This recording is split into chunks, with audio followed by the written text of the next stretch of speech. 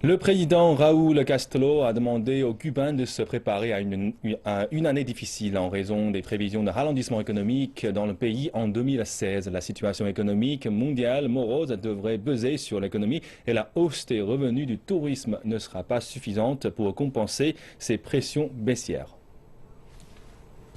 Pour la plupart des Cubains, 2015 a démarré en fanfare avec le rétablissement des relations diplomatiques avec les États-Unis, espoir de bénéfices économiques rapides.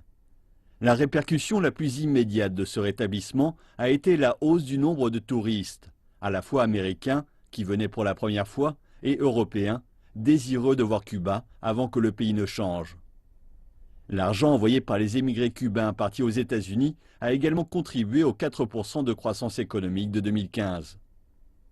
Mais lors d'une session de l'Assemblée nationale, le président Raúl Castro a averti qu'en 2016, la croissance pourrait être réduite de moitié.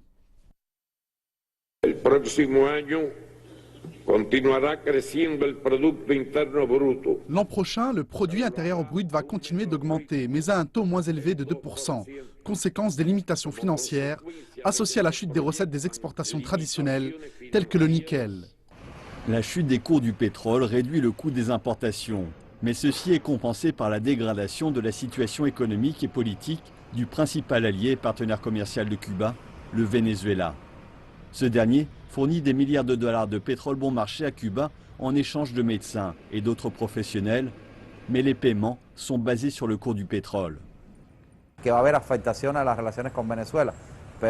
Si notre relation avec le Venezuela est affectée, nous allons devoir procéder à des ajustements. Il existe des plans pour réduire les importations et la consommation d'énergie en 2016, et cela va peser sur la production. Lors de son discours à l'Assemblée nationale, Raúl Castro a appelé le président américain Barack Obama à faire usage de ses pouvoirs exécutifs pour assouplir l'embargo américain contre Cuba. Par ailleurs, la prudence des réformes économiques menées par l'île est également remise en question. Tous les yeux sont tournés vers le congrès du Parti communiste de l'an prochain, dans l'espoir que de nouveaux changements soient annoncés.